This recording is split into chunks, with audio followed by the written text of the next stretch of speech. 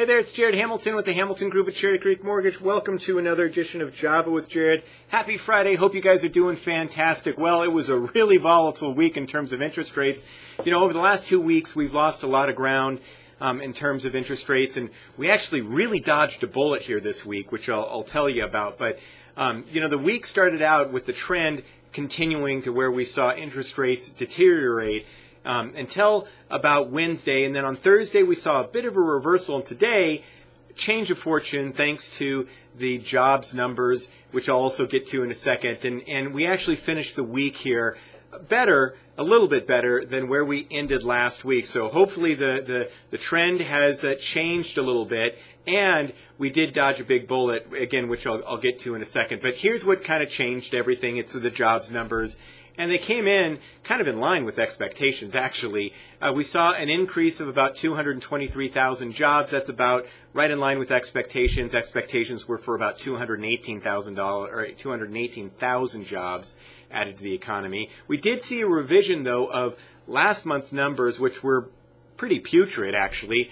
They were only in the 160,000 range. And we saw a revision to where they were only downward of almost 60,000. So last month, or the previous month, there were only really 85,000 jobs added to the economy. We did see the unemployment rate drop from 5.5 down to 5.4%, which was right in line with expectations. And the all-important labor force participation rate, that was actually at the levels of 62.8%.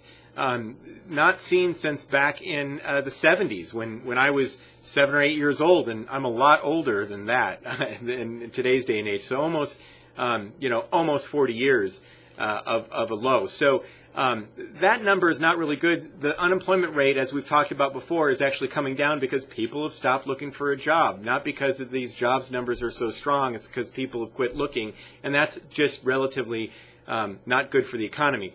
So here's the bullet that we dodged, though. Because of the deterioration in rates that we've seen almost over the last 2 weeks, we were really close to what's called the 200-day moving average. And that's a very important level. If we would have breached that 200-day moving average, that would have been just a technical sea change, and it would have been very difficult to have broken back above that number to where we would see interest rates continuing to trend lower. So it's good that we didn't break that number because, again, we would have now seen that would have been a signal that, okay, now maybe rates are going to be on the slow increase, and we didn't do it. So that's good. Right now, the channel for interest rates to remain at these levels and maybe even potentially improve if there's some big economic event is still in place. It's still in play, but it does signify that, you know, the beginning of the end is potentially near, and these rates just can't stay this low forever. I mean, I don't think there's going to be a big increase, but we're still good